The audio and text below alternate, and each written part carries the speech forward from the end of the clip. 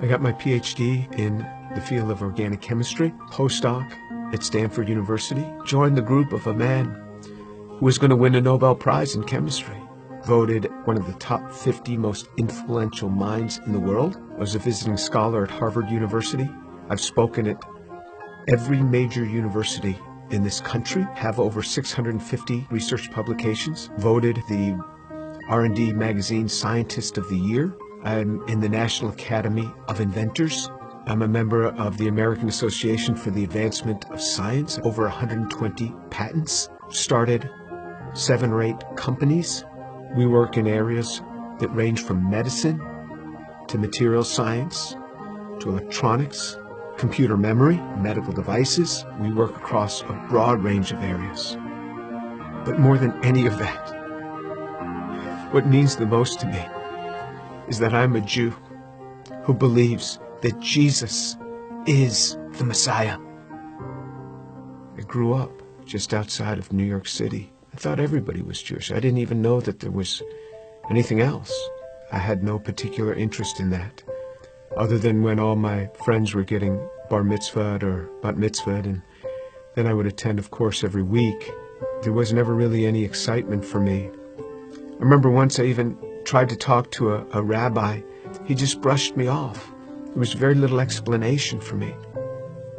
I remember when I went to college, I started meeting a number of people that said that they were born-again Christians, which was sort of an odd term.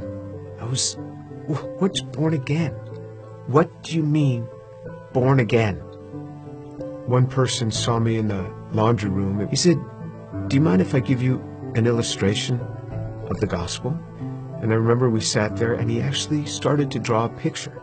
A cliff with a man on one side, and he drew a little man, and then another cliff with God on the other side, and a big chasm in between that he labeled with sin. And I looked at him, I said, "I'm not a sinner. I've never killed anyone. I never robbed a bank. How could I be a sinner?" And he had me read a verse from the Bible. "For all have sinned and fall short of the glory of God." In modern Judaism, we never really talked about sin. I don't remember ever talking about sin in my home.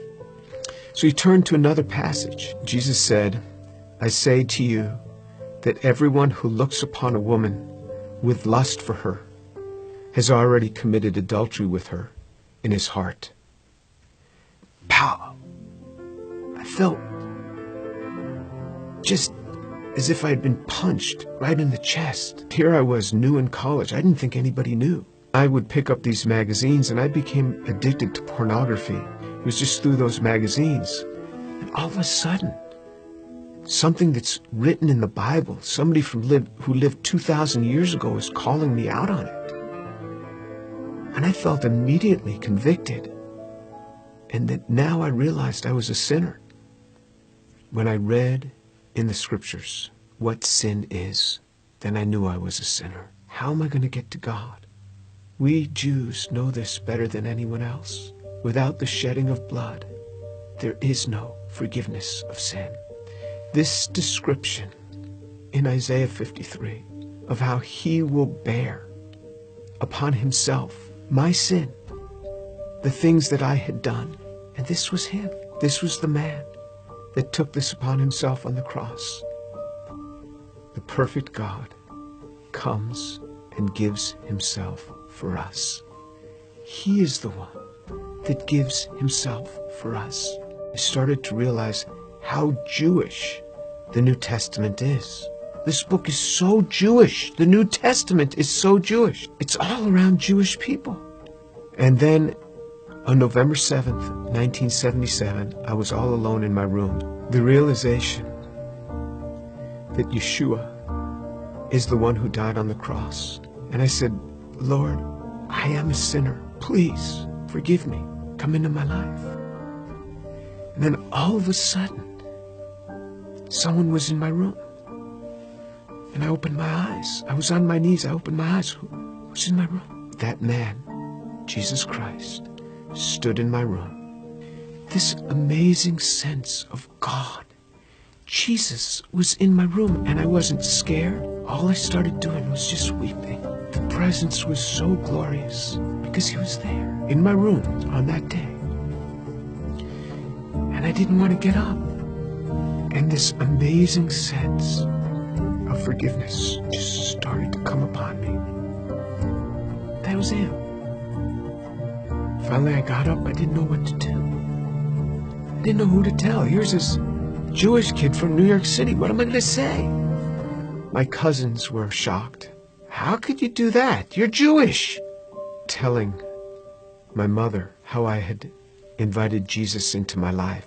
She didn't say much. She was weeping. She told my father they weren't happy at all. And she said, I don't blame them for killing Jesus after the things that he said. Who is he to come against these religious leaders that have dedicated their lives to helping people and to tell them that they are whitewashed tombs? Who is he, this young man in his 30s, to say this to these scholars? He got what he deserved. And my mother's a very deep, pensive, careful reader. She read from Genesis right on through the Tanakh, the whole thing. When she got done, I said, what did you think? She said, God warned us over and over again. He warned us. When my daughter was about 15, my mother and father came to visit us. At one point, my mother went into her room for several hours. She came out. She said, quite a young girl you have. She talked to me for a long time. She started reading the Bible again, both the Old and the New Testament. One day, not long after that, she called me on the phone at the age of 72. She said, Jimmy, you wouldn't believe what happened. I said, what happened? She said, I was just reading. And it hit me. It hit me. The way he gave his life. I believe it now. Jesus is the Son of God.